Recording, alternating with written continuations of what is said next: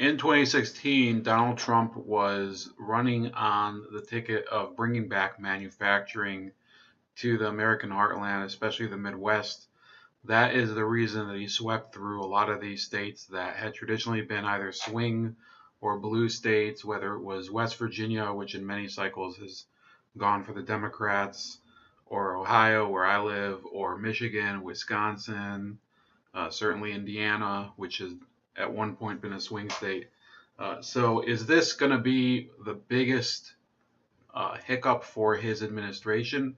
I think we have something to worry about. I don't know how much we can blame it on the tariff policy or on the Trump administration's policy to corporations or taxes or whatever. But this is Lordstown, Ohio.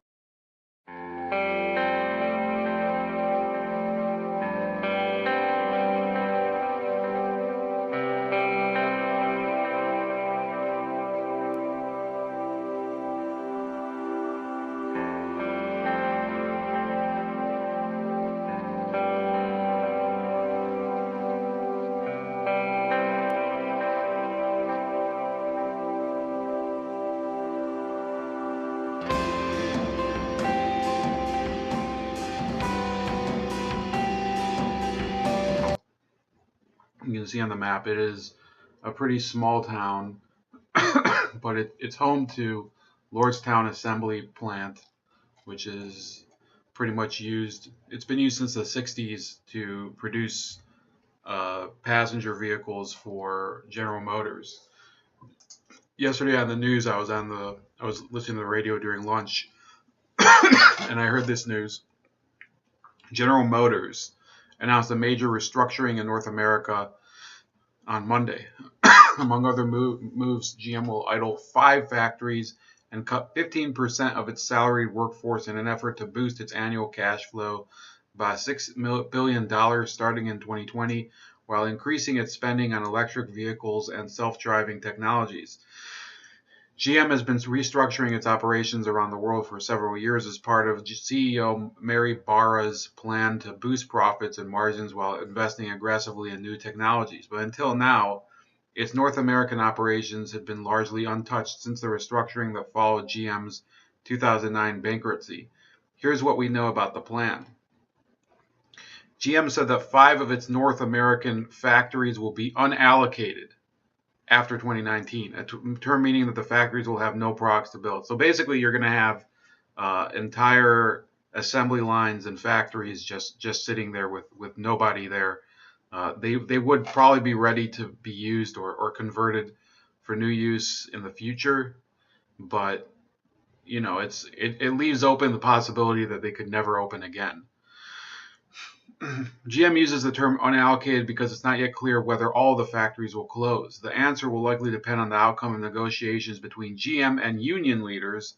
The factories affected include Lordstown Complex in Ohio, builds a compact Chevrolet Cruze sedan, Oshawa Assembly in Ontario, which builds the Cadillac XTS and Chevrolet Impala sedans, as well as some versions of the outgoing Chevrolet Silverado and GMC Sierra pickups.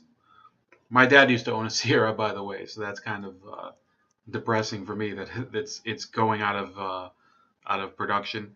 The Detroit Hamtramck Assembly, which straddles the border between Detroit and the city of Hamtramck in Michigan, is one of GM's most advanced and flexible factories.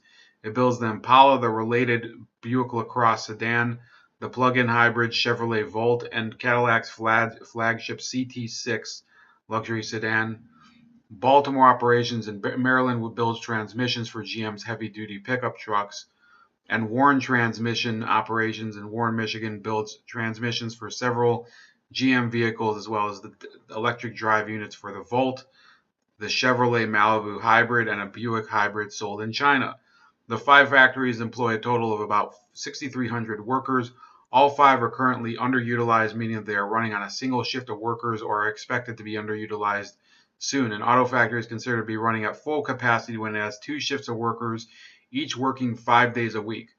The strong hint is that the Chevrolet Volt, Cruze, and Impala, the Buick LaCrosse, and the Cadillac XTS and CT6 will be dropped from GM's lineup in North America. If so, it will be a significant reduction in GM's sedan offerings, though not as drastic as the sedan cuts that rival Ford announced earlier this year. So it also says they'll cut 15% of its salary workforce in North America, or about 8,100 jobs, including 25% of its executives in the region. 2 GM factories outside of North America will be closed by the end of 2019. These closures are in addition to the closure of GM's factory in Gunsan, Korea, announced earlier this year. GM is making organizational changes to lower new product development times and costs. Among them, its vehicle and propulsion engineering teams, currently separate, will be merged. And it says here they're spending $2 billion. Let me see what.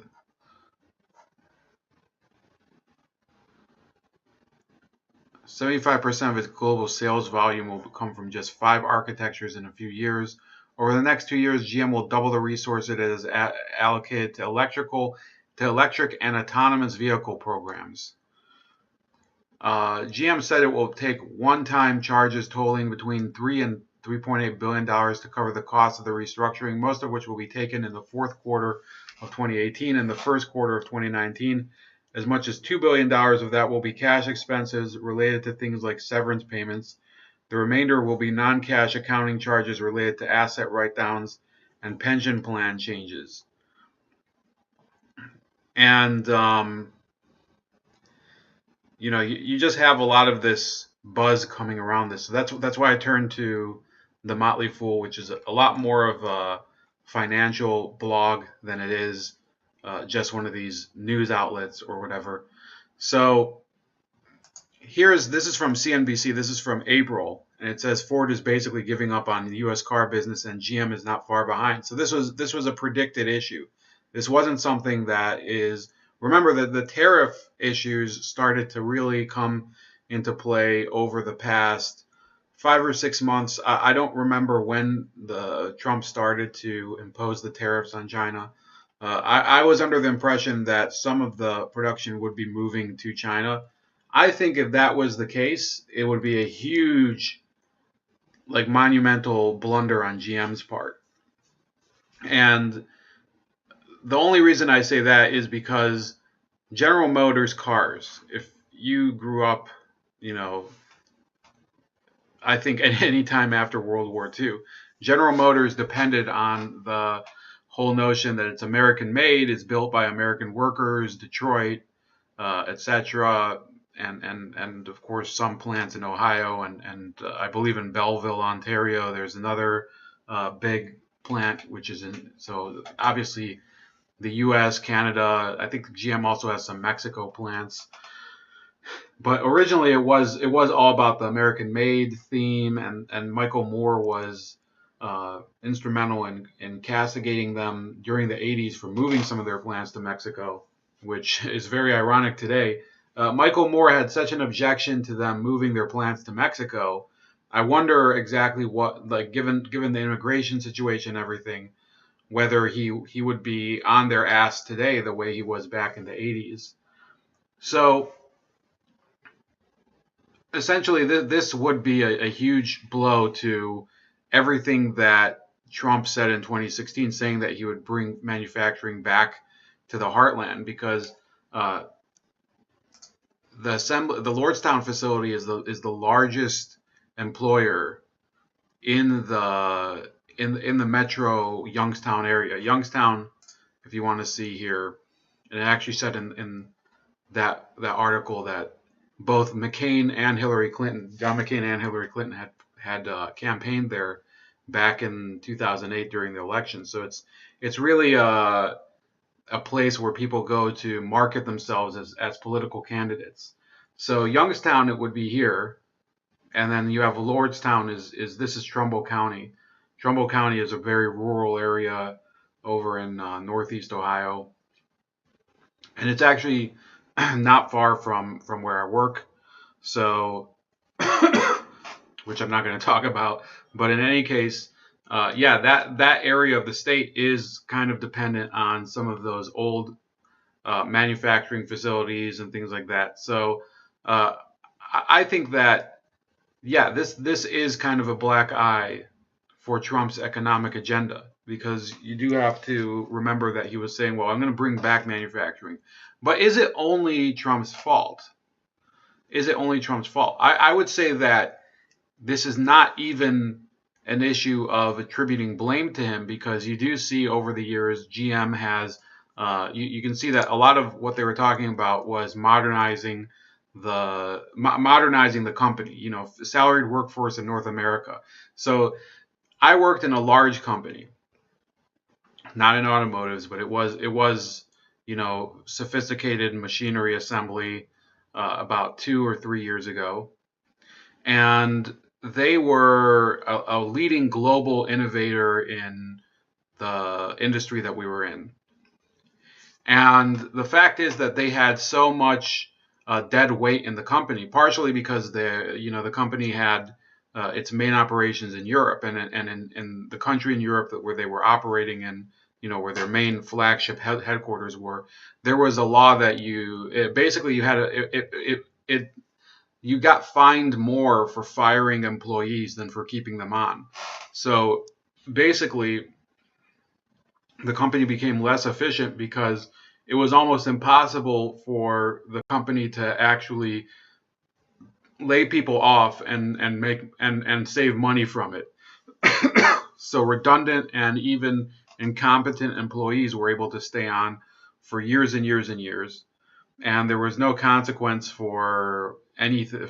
It was basically a mess of a company in terms of that in Europe. So therefore, when they when they wanted to expand, where would they expand? They'd expand in countries like the U.S., where those laws don't exist. You don't get these taxes and fines for laying people off. You can basically lay people off at will and contract people and stuff like that.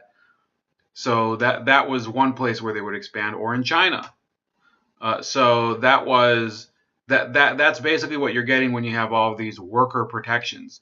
And it does say for the record that it is a result of, let me see where it says that.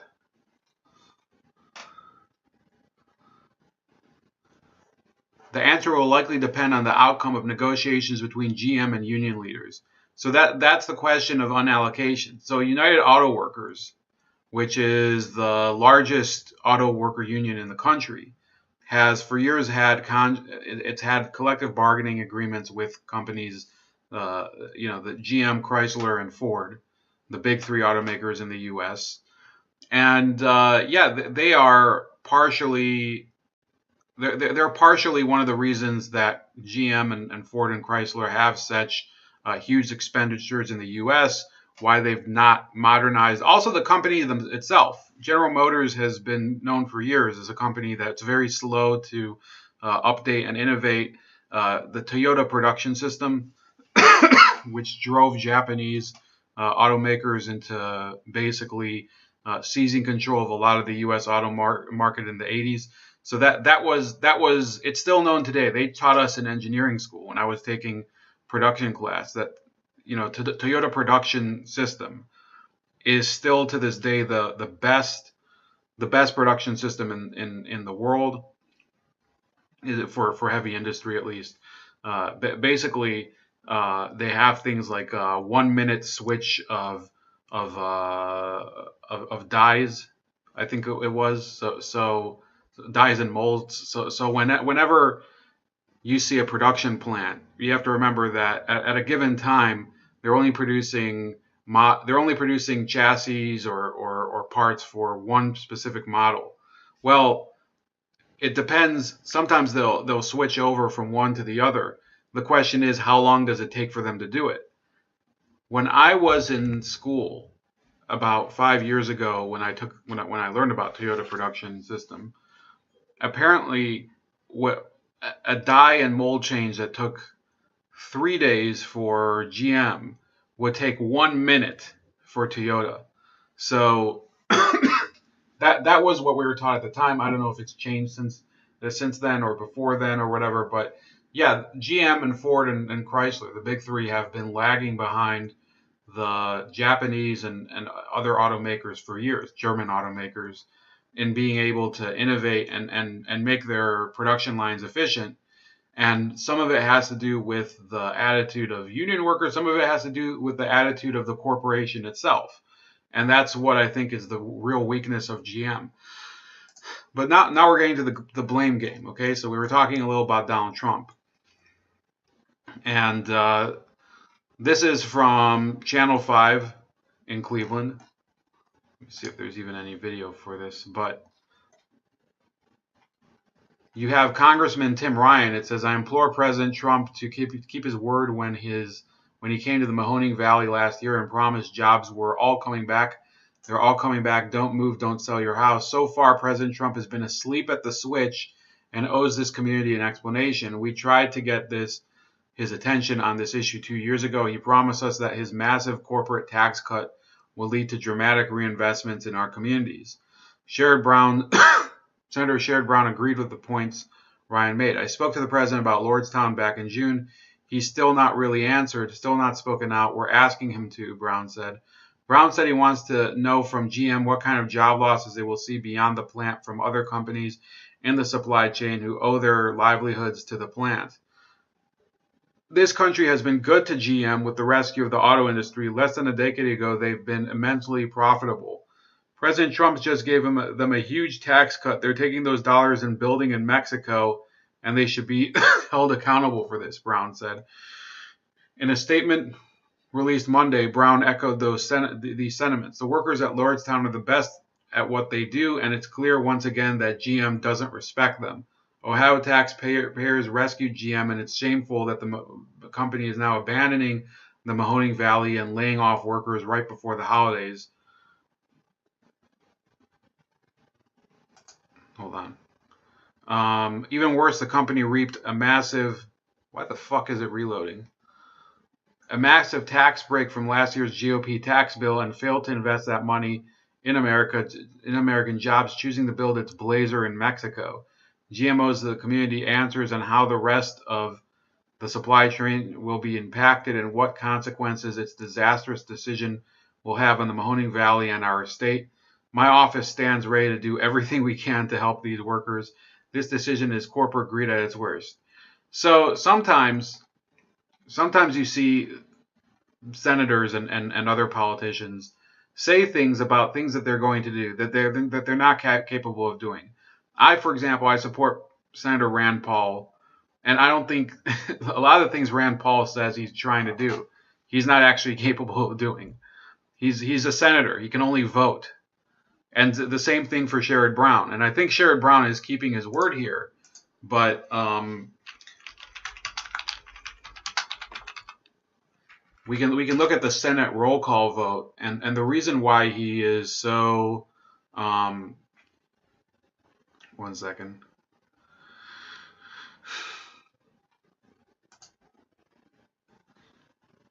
The reason that he's so gung-ho about this is that he did vote yes on the auto bailout of 2008 when all three big three automakers basically came hat in hand to Washington and said, well, if you don't give us this massive bailout, we're not going to be able to keep our doors open.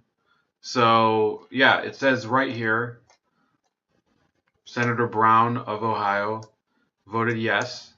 And I would say that back in 2008, we probably shouldn't have done either the Wall Street bailout or the auto bailout.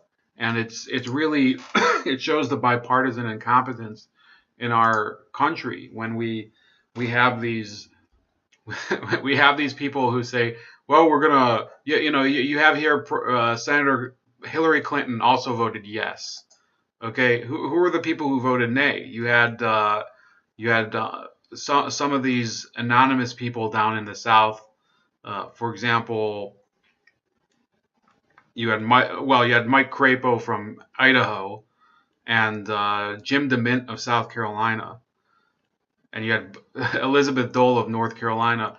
So a lot of these senators who voted no, I think that they weren't really planning on getting reelected or whatever. You had James Inhofe of Oklahoma. So yeah, the corporate bailouts that came in 2008, they're a much bigger issue uh, than this cut of recent years. Here you have Senator Bob Byrd of West Virginia also voted yes on the bailout because he's from West Virginia, which is pretty close to Lordstown. He's dead, by the way, now. He was in the Klan, in case you guys don't remember. Um, so I did look at General Motors' contribution. So if the Trump tax cut was so awesome, who do you think would be receiving more contributions from the PAC or from GM individuals, people who work for GM, whether it's the low ranking employees or executives? Well, you can see here that the Democratic Congressional Campaign Committee received 30,000, whereas 15,000 came from individuals. So, as a corporation, GM invested $30,000 in both the Republican and the Democratic House campaigns. And then there were individual employees who contributed 3 times as much on the Democratic side as on the Republican side. And then in the Senate campaign, it was also about even 30 to 30, with about 2 times as much on the Republican side as on the Democratic side. You see here 2,400 versus 1,200. And then look at the individual candidates who received some money from these people. You can see here that the majority of them were Senate candidates for the Democrats. You see Debbie Stabenow, John Tester, Beto O'Rourke, who I would say, I mean, if it's for this 2018 cycle, yeah, it was for a Senate campaign. So you had some Republicans, Tim Walberg and Mike Bishop in Michigan, another person in Whip, Michigan, Paul Ryan. I think that probably went to waste. Tammy Baldwin, Nancy Pelosi, Debbie Dingell, also from Michigan. So you have, who's another Senate candidate? So you have Marcy Kaptur here from Ohio. So they're investing all this money in these people. Now there are some Republicans here. Kevin McCarthy is the new Republican House Majority Leader coming in. Pete Roskam, I think, has lost his seat in the House. He was a Republican. Steve Scalise, certainly. So you certainly have, there's a lot of bipartisan blame here. But I mean, here's Senator a lot of these senators are Democrats. Sorry, Bob Menendez. So GM contributed $9,500 to Bob Menendez, the guy accused of having sex with child prostitutes, and in the Dominican Republic. Joe Donnelly of Indiana. Okay. Ted Cruz. Okay, so Ted Cruz did receive some money. So yeah, I would say that really you have a bipartisan issue of all these people who they just take money from GM. Here's Tim Ryan, the guy who complained about Trump in the previous article, which we'll be going back to. Yeah, so I think the problem is that GM has lived fat off of corporate welfare for years. I think the Republicans are to blame for it. I think the Democrats are to blame for it. And I would say that, yes, Donald Trump, he shouldn't have promised that. It was a stupid thing to say. To say, well, we're going to bring back manufacturing. Don't move there's no way for you to guarantee that. Especially when you have GM, which is a company which basically treacherously did this. Here's a Republican Senator, Rob Portman, who I'm a little surprised he didn't figure on that list. Let me see if I missed his name. No, he didn't receive any money from. And I don't like Rob Portman. He's my state's Republican senator, and he's a very centrist Republican. He said, "I'm deeply frustrated with General Motors' decision to shut down its Lordstown plant and disappointed with how the hardworking employees there have been treated throughout this process. During frank conversations with GM CEO Mary Barra, after the announcement that GM cut a shift at the plant due to the weakening market for the Chevy Cruze, I urged her to look to the Lordstown plant for production of other vehicles and to make a public commitment to the plant and its workforce. Accountability will be a key question for those workers and voters impacted by Monday's decision come 2020. So yeah, I think that is a big issue, and I said that. I mean, let's hear this There's video. no product to announce to put in this plant right now. So I said that if Donald Trump can get more auto workers to or more steel plants to open, if he could get a steel plant to open in Youngstown, like he did in Lorain County, the Democratic Party would be completely finished in Ohio. Would be crushed beyond any ability to recover. That hasn't happened yet, and that's just steel. But this is a real setback if GM goes ahead with this. And I would say that if Trump wants to continue his momentum in Ohio and across the Midwest, he should probably try some way to strong arm GM into coming back. It's ridiculous. What's so funny is that the Republican Party, for those of you that are following, so I like to shit on the Republican Party for being full of complete. They're just hypocrites. They always run high budgets. They've actually, with the Republicans running both houses of Congress, we have worse deficits. We're just as bad. It's basically the Democrats and the Republicans, and I'm actually writing an article about it. They basically trade on blaming the other party for doing the worst things that they themselves do. And with the Democrats, it's all about, oh, you start wars, you're basically bigots and you're racist and whatever. That's what they do to the Republicans. They call Republicans racist, bigots, and warmongers, when in reality it's the Democrats that do that as well. And the Republicans, they blame the Democrats for running huge budget deficits, and the Republicans do it just as badly. And then the other thing that the Republicans get blamed for is being the party of corporate America and capital. But the Democrats are just as bad. And here we would have Donald Trump going and possibly in the future taking huge swings at GM as a corporation and saying, well, we're gonna shit on you, basically. So I don't think that the Republican Party is the party of corporate greed to the degree that people say it is, but it definitely has been that way for many years. Donald Trump would be bucking the trend in that capacity. And the Democrats, by taking money from these corporations, they're certainly belying their own reputations. But let's hear from the actual people involved in this. Halting production at 5 North American plants, and that includes Lordstown in 2019. Devastating for an area that has relied on the GM plant for more than 50 years. They get $2.3 billion in profits in this last quarter. So this is Congressman Tim Ryan of Youngstown, a Democrat. They're going to have almost $10 billion for the year. This is what they do to us now. I mean, after a huge tax cut that they just got, like, what more do you want from the American people? We have team coverage tonight looking at the huge impact this has for thousands of families right here in Northeast Ohio, and why the job loss could also have a huge political impact. We begin with News 5's Tara Molina, who spent the day in Lordstown. And Tara, they tell you for every factory job cut, 7 others are affected. Right. This is really difficult news for this area because it's not just the 1,500 who work here who are facing uncertainty come 2019. It's all of the other businesses, the small businesses. So she's correct, because if you work for, let me give you an example. I remember there was, when I worked at the other company, there were, for example, these plastic molded parts that we needed to have made. Now, our company would not make those plastic molded parts. We're not going to buy like a plastic injection molding machine to make literally everything that we do. So we would shop it out. And sometimes we would shop it out to local people, and at least for the prototype, and then actually buy the molded part from God knows where.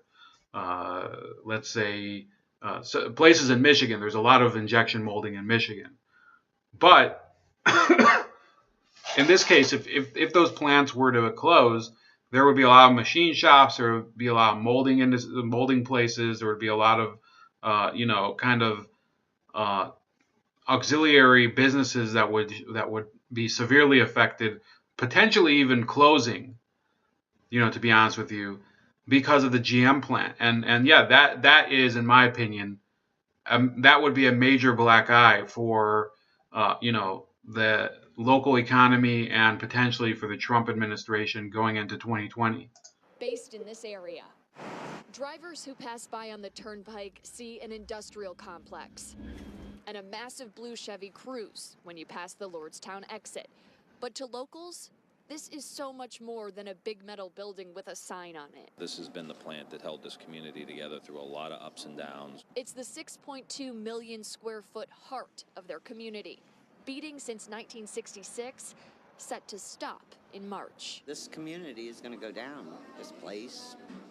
You know, there's a lot of people just bought homes. After more than 40 years in the plant, Carmela Deno retired over the summer after 2 of the 3 shifts in the factory and 3,000 jobs were cut. She raised her family that now includes grandchildren here, family that works here. So the reason they probably featured her on camera is because she's a retired worker. So people who actually work on the line and would, they're probably being laid off right now. The reason they wouldn't go on camera and talk to the news is because they would probably be hoping to be hired at some time in the future.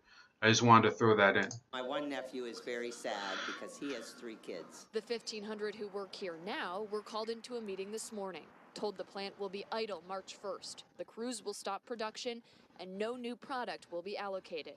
As part of the company's plans to improve business performance, realign manufacturing, and reduce salaried workforce.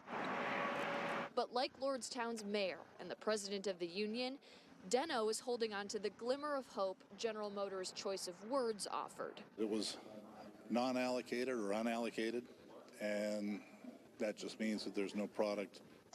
So this is the most Ohio thing. This is what the mayor is walking around in, basically a Firehouse T-shirt. So that's basically telling you what type of area this is. So yeah, Lordstown is a pretty small town out in the middle of nowhere, except for the GM plant and the turnpike. There's not much there To announce to put in this plant right now. We've got a great workforce and we've proven ourselves. So I am hopeful that between March and September that we can get some positive news. I'm holding out for the best. Hope that will keep this area alive for the next few months. You hope. You got a beautiful facility here, great workforce, a community that loves to have you here. I hope we get a new car. I don't care what it is, as long as we get a new product for these people to get back to work. According to General Motors, this plant generates more than $180 in wages, more than $35 million in salary taxes. So it's certain that today's news will ripple throughout the state. As new details continue to come out, we will update you here on 5. Reporting in Lordstown, I'm Tara Molina, News 5. And we talked Thought about that was political it. impact. Well, the president not happy with GM's decision to close several plants and cut thousands of Fuck you, GM.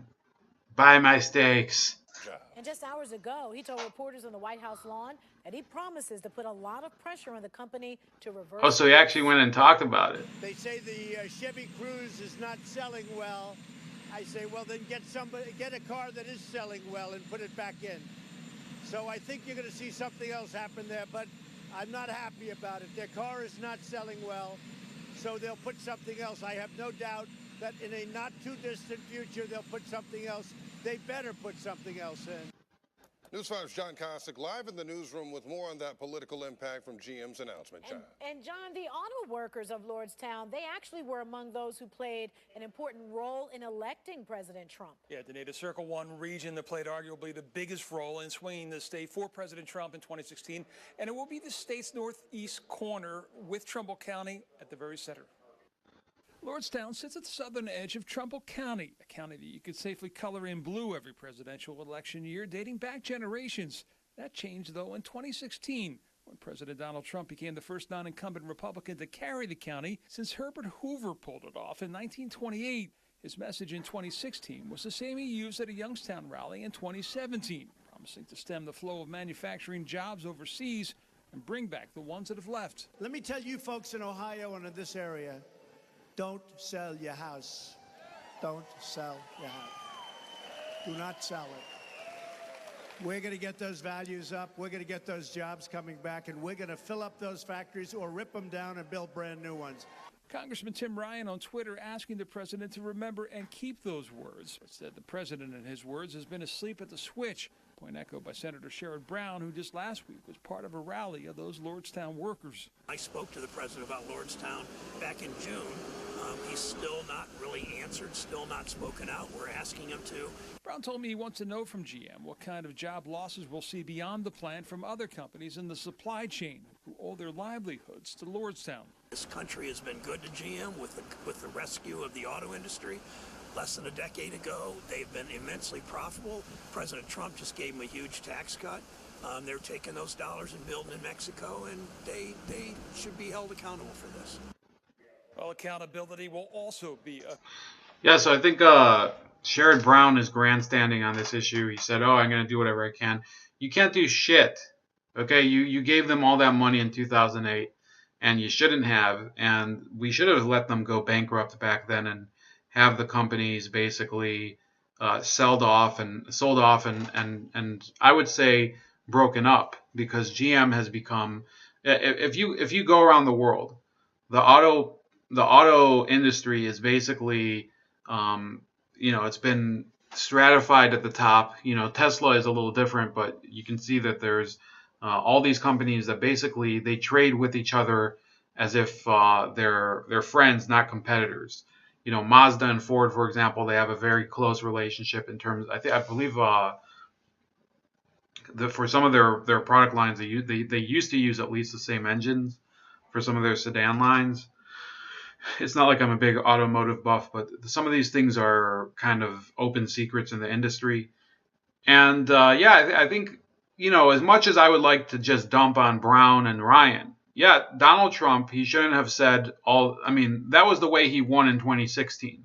Now he has to come through with it.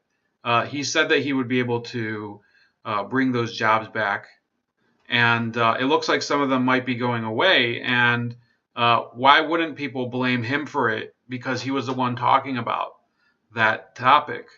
Okay, so if he's saying that he is aware of something, that GM will bring back some of these jobs, in terms of a different auto line, it might be that this whole story is kind of overblown, but we don't know yet. So I think that this is a major problem, and